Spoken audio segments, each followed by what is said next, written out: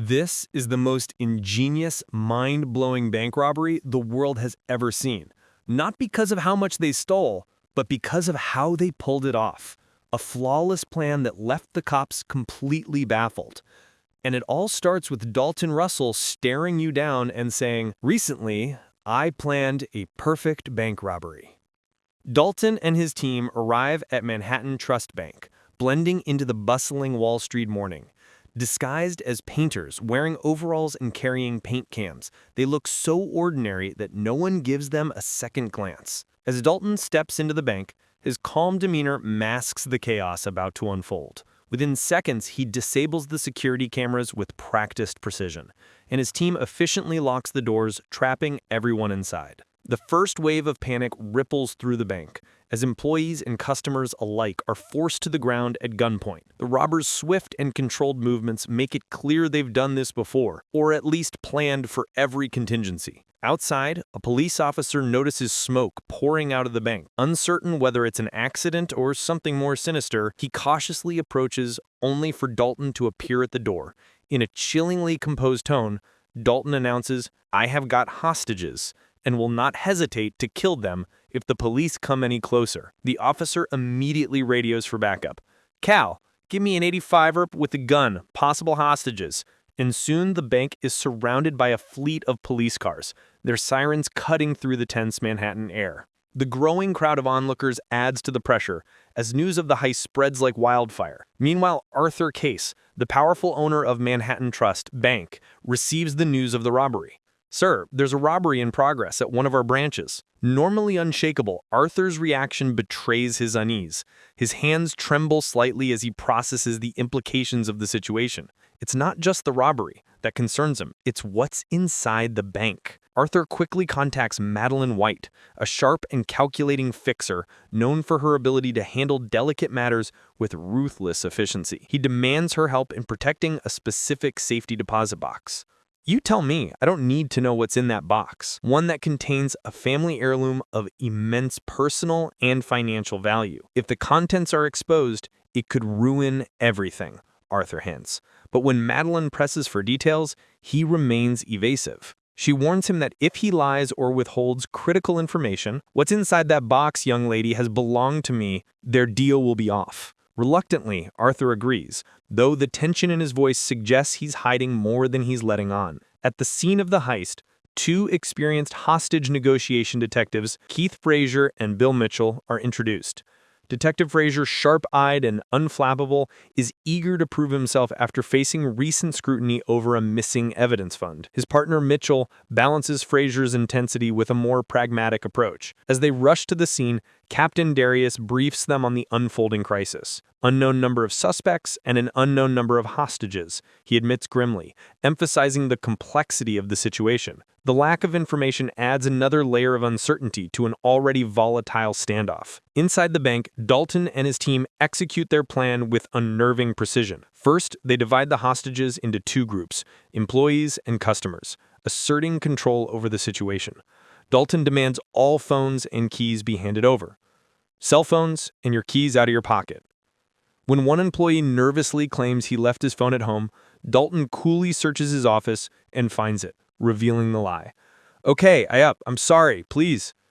Without hesitation, Dalton beats the man in full view of the other hostages, setting a message: disobedience will not be tolerated. The room falls silent as everyone absorbs the lesson, and another man hurriedly hands over his keys, his hands shaking. Dalton then delivers a command that shocks everyone. He orders all hostages to strip down to their underwear and don identical jumpsuits and masks provided by his team. To put on one of these suits and these masks. The effect is immediate. Any visual distinctions between robbers and hostages are erased. Fear and confusion ripple through the room as people glance nervously at one another, realizing they're now part of a ploy to blur the line between victims and perpetrators. Dalton watches the scene with steely detachment, knowing that every detail of his plan is falling perfectly into place. An elderly bank employee, pale and clutching his chest, begins to complain of a heart condition. His labored breathing and trembling hands catch the attention of the robbers, who exchange quick, calculating glances. Dalton, assessing the situation, allows the man to leave, knowing a medical emergency could complicate their plans. As the man stumbles out of the bank and into the custody of the waiting police, the officers seize the opportunity to interrogate him. Still visibly shaken, the elderly man describes what he saw inside. "There are 4 of them," he says, his voice quivering. "That was the only thing I ever took. And they mean business. They'll kill 2 hostages if you make a move." His words heighten the tension at the command center. The police quickly note his observations, but can't ignore the possibility that the man's account might be incomplete or influenced by fear. Meanwhile, inside the bank, the robbers make another move, requesting food for the hostages. For Frasier, this is the opportunity they've been waiting for. While ensuring the delivery appears routine, the police prepare to smuggle in a listening device with the food, hoping to finally get a glimpse of what's happening behind the locked doors. The robbers choose pizza for the food delivery, figuring the communal meal will encourage the hostages to gather and talk, providing them with a morale boost. Outside, the police scramble to take advantage of the situation. "The pizzas are okay. They might be a little cold," an officer handling the wiretap suggests, planting a pen-shaped digital recorder inside the delivery box, capable of capturing 30 seconds of audio. It's a small but potentially crucial window into the robbers' operation. You click it, and it will record for half an hour. Meanwhile, tensions escalate inside the bank. One defiant hostage challenges the robbers, perhaps hoping to rally the others, but it backfires spectacularly. Dalton calmly orders his team to make an example of him. "Get out, put your mask on." The man is dragged through the various rooms, his cries echoing and silencing the other hostages. After parading him around, they lock him in a storage room, his act of bravery swiftly neutralized. When the pizza delivery arrives, the police carefully plant the recording device. The robbers receive the food without suspicion, and the officers eagerly await the results. However, when they listen to the recording, they're greeted with a surprise. It's not English, but what appears to be Russian. The detectives immediately turn to the released hostages, asking if anyone overheard conversations in Russian. While this unfolds, the robbers stay one step ahead, cleverly rotating the hostages from room to room and mixing them up. This constant shuffling keeps the police guessing about the hostages' locations and identities, adding another layer of deception. One of the robbers disguises themselves as a hostage and seamlessly blends into the first group. Frustrated but determined, Detective Frasier digs into the mystery of the recorded language.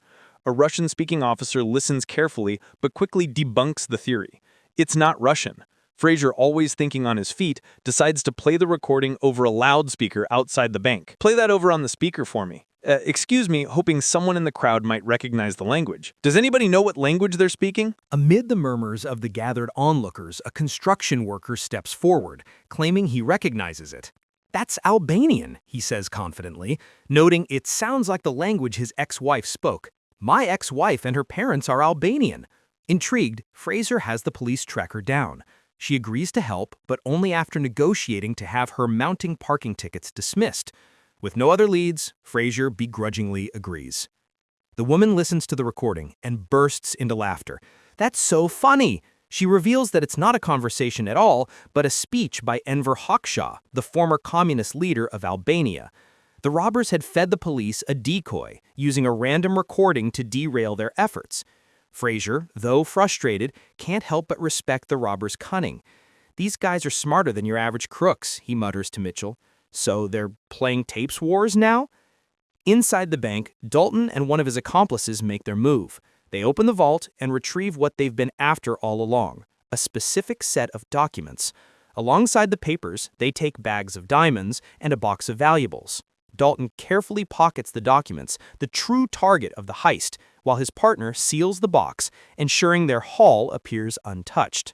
Around this time, the mayor of New York arrives at the command center with Madeline White, the enigmatic fixer Arthur Case hired. Madeline explains her involvement in vague terms. She have walked away from Mag, of check-cashing butt, her calm demeanor masking her sharp intelligence. Detective Frasier, unimpressed and wary of her motives, resists her attempts to meddle. The tension between them rises as the mayor and Madeline subtly hint at consequences if Frasier doesn't cooperate. Frasier's instincts tell him she's hiding something, but he has no choice but to tread carefully. Later, Dalton finally picks up the phone, initiating direct contact with Frasier. Their conversation brims with tension, as Dalton reiterates his demands and threatens to kill hostages if they aren't met. Frasier probes, trying to glean any useful information, but Dalton remains frustratingly opaque, clearly stalling for time. What Frasier doesn't realize is that Dalton is toying with him and enjoying the psychological chess game. You get me what I won't kill anyone. In a bid to extend the standoff and keep the hostages safe, Frasier offers more food. Dalton plays along, this time requesting burgers, and the police begin preparing their next move. Meanwhile, the robbers work methodically, completing the digging of a hole in the storage room, a critical component of their intricate plan. Every move is calculated, every action deliberate, with Dalton overseeing every detail, like a maestro conducting an orchestra. Outside, the police remain clueless about what's unfolding beneath their feet. Had to book two, and they know exactly what we're going to do. After his cryptic phone call with Frasier, Dalton shifts his attention to a new player in the game, Madeline White. Madeline, ever the persuasive negotiator, manages to convince Dalton to meet with her face-to-face inside the bank. It's a bold move, but one she executes with her characteristic calm and confidence. Upon entering the bank, she is meticulously searched by the robbers before being escorted to Dalton. Their conversation is an intense game of wits. Madeline offers Dalton a tempting deal. "I made you such a sweet offer. I really don't think you have much in the way of alternatives. A short prison sentence and $2 million waiting for him upon his release, in exchange for the contents of a specific safety deposit box." The stakes of her offer are clear, but Dalton is unimpressed. He leans forward, lowering his voice, and delivers a bombshell. The contents of that box are incriminating documents that reveal Arthur Case's dark past. Case, the esteemed chairman of the bank, collaborated with the Nazis during World War II, while working in Switzerland with the Nazis to enrich himself, while all around him, the documents expose his role in laundering money, and he used his blood money and profiting from stolen Jewish assets. Dalton smirks, letting the gravity of his revelations sink in. He makes it clear to Madeline that he doesn't trust her or Arthur Case. The documents aren't just evidence, they're his insurance. "If I get caught," Dalton says coolly, "those papers will ensure you and your boss keep me alive." He should have destroyed this a long time ago.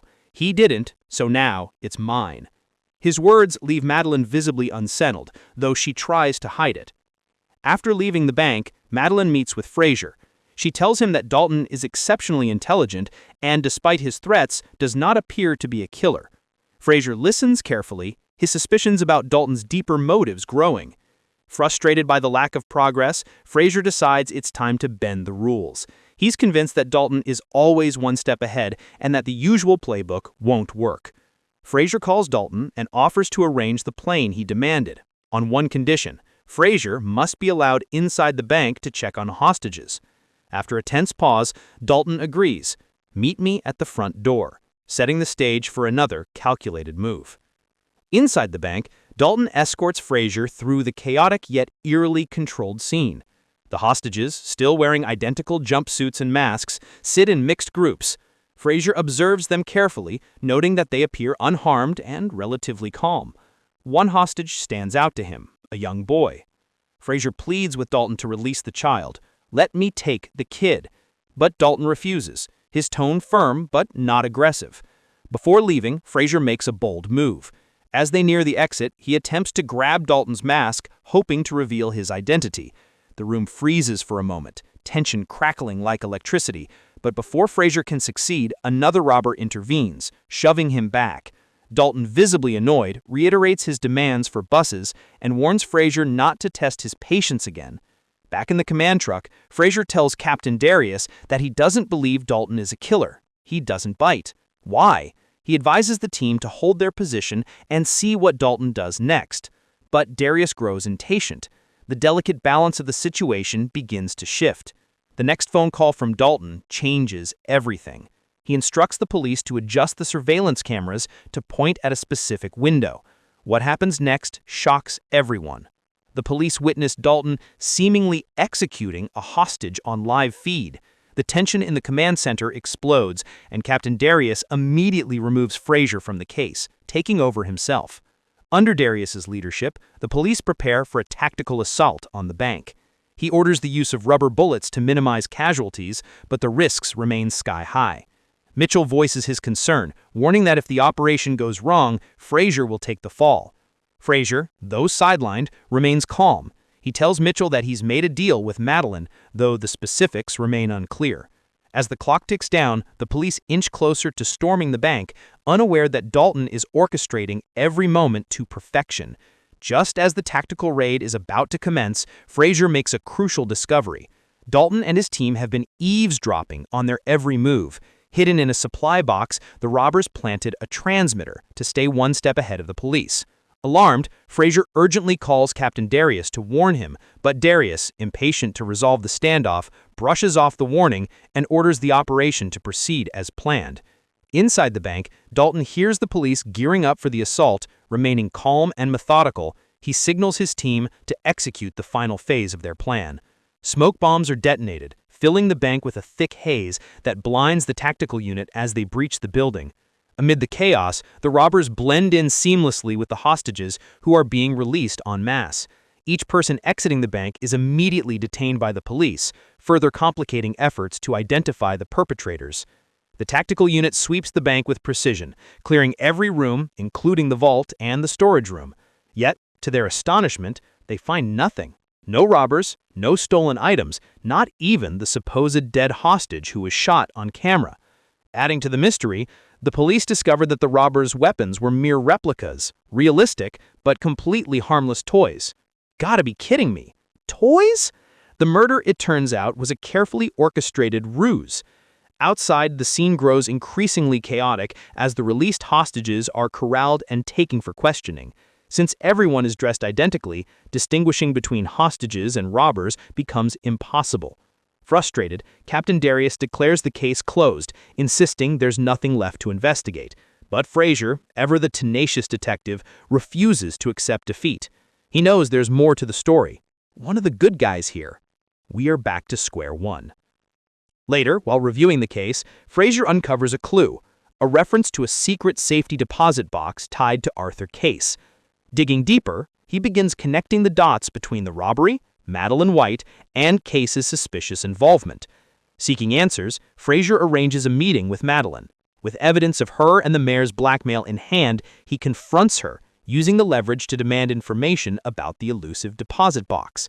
You press here to record, and you press here to play. Madeline, ever the master manipulator, remains composed. She offers a cryptic hint about the box's significance and strongly advises Frasier to let the case go. Meanwhile, Madeline meets with Arthur Case to reassure him that Frasier won't pose a threat. However, she warns that Dalton still holds the incriminating documents as leverage. Clearly, he has a very low opinion of you. Case, visibly jiggened, confesses the truth about the box's contents. In addition to diamonds and sensitive documents, diamonds, the vault contained a Cartier ring, a piece of jewelry that once belonged to a Jewish man Case betrayed to the Nazis during a World War I in exchange for a fortune. The revelation exposes the depth of Case's guilt and the lengths Dalton went to uncover it. A week after the heist, the genius of Dalton's plan is finally revealed. Hidden behind a false wall constructed in the storage room, Dalton had stayed inside the bank all along. While the police scoured the premises and questioned hostages, Dalton remained in his hideout, calmly waiting for the commotion to subside. With the diamonds, documents, and Cartier ring securely in his possession, he emerges from his hiding spot after a full week. Dressed casually, he walks out the front door of the bank. Are they coming for me? Can't say. Blending in effortlessly with the bustling crowd, it's the perfect exit, executed with surgical precision. Outside the bank, Dalton's accomplices wait discreetly, ready to rendezvous as Frasier and Mitchell arrive at the scene to execute a court order to open the infamous safety deposit box.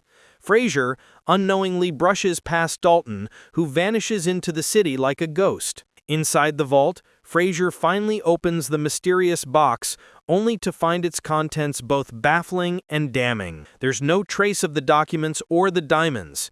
Instead, he discovers a single stick of gum, the Cartier ring, and a handwritten note from Dalton. The message is succinct yet provocative.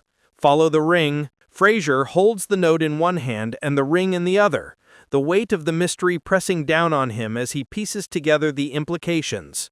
The true brilliance of Dalton's plan begins to dawn on him. The heist wasn't just about money or diamonds.